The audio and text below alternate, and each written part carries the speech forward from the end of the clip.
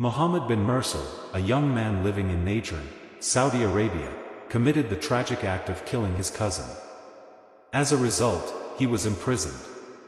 While in prison, he received a court order to execute him, but according to Islamic law, the victim's family had the option of either accepting compensation, or pardoning the offender in the way of Allah, fi Sabil Allah. Mohammed Mursal's clan, known as Al-Rizq, including elders and youths, collectively decided to extend the unusual spirit of submitting an apology to the victim's family, Al-Sanj. The request was unique in its tone, offering an extraordinary display of humility and supplication that garnered widespread attention throughout the Arab media. Members of Mohammed Mursal's clan, young and old, gathered at the doorstep of the deceased's family, calling for the deceased's heirs. Presented his request with great devotion to the tribal leaders and dignitaries. They offered items of honor and pride, including their turbans, cloaks and long robes, at the feet of the deceased's heirs. They kneel down, touch their foreheads to the ground, humble themselves and place their honor and dignity at the mercy of the victim's family.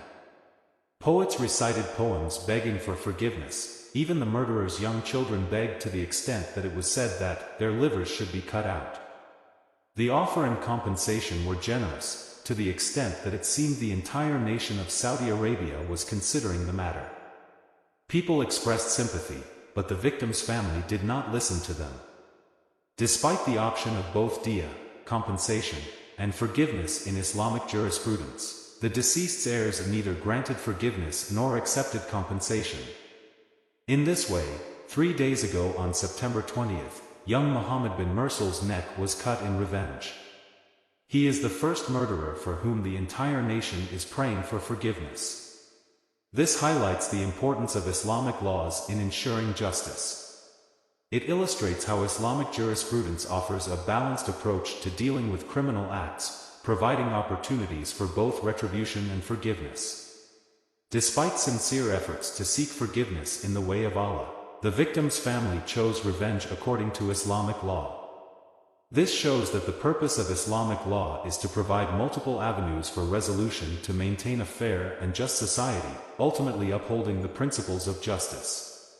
As the nation mourns and sympathizes, it also highlights the power of the law that prevailed despite all efforts at forgiveness and reconciliation.